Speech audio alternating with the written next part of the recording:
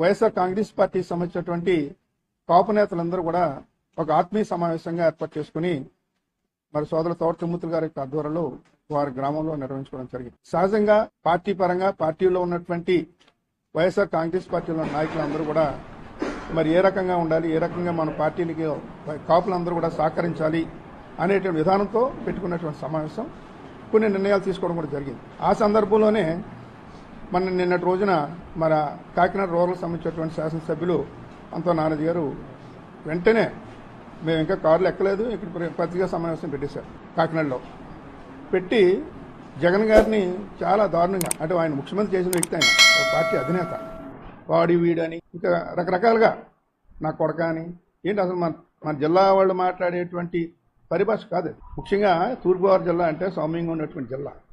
ఈ జిల్లాలో నాయకులు కానీ ఎవరైనా సరే సామరస్యంగా, ఏ పార్టీలకు అతీతంగా పార్టీల మీద ఉన్నటువంటి భేదాభిప్రాయాలు ఏదైనా ఉంటే పార్టీల పరంగా మాట్లాడుకునే విధానం ఉంటుంది.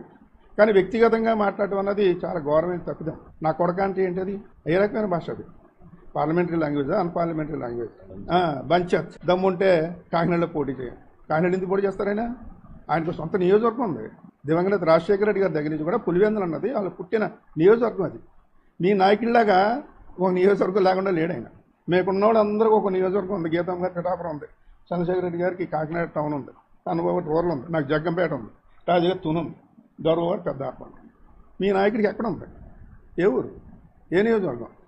అలా జగన్మోహన్ రెడ్డి గారికి కడప పార్లమెంట్లో పులివెందులు ఉంది, కడప పార్లమెంట్ కూడా ఉంది. రాజశేఖర రెడ్డి గారు నుంచి అక్కడి నుంచే నియోజకవర్గంలో ఎప్పుడు కూడా ఓటమి వీరులా నెగ్గుతూ ఉంటారు వాళ్ళు. అంటే ఆ ప్రజలు వారి మీద ఉన్నటువంటి, ఆ కుటుంబం మీద ఉన్నటువంటి అభిమానం అది. ఆ రకంగా వారు అక్కడ సేవ చేయడం జరుగుతూ ఉంటుంది ప్రజలకి. కొన్ని కోట్లాది రూపాయలతో అభివృద్ధి చేశారు ఆ జిల్లాని. అటువంటి ఆయన ఇక్కడికి వచ్చి పోటీ చేయమంటారా? అంటే ఏంటిగా ఎలాగా రారులే అని. వస్తే ఏం చేస్తారు? అసలు ఆ రకమైనటువంటి విధానం ఉంటుంది. పైపొచ్చి మీరు అందరూ కూడా కుక్కల నాయకులతో అన్నారు, కుక్కల మీటింగ్ అన్నారు. అంటే కాపులందరినీ కుక్కలు, వైఎస్ఆర్ పార్టీని అన్నట్టుగా కాదు అది. ఈ రాష్ట్రంలో ఉన్నటువంటి కాపులందరినీ, ఇంక్లూడింగ్ జనసేనలో ఉన్న కాపులను కూడా కుక్కలు అన్నట్టే, అంతే కదా.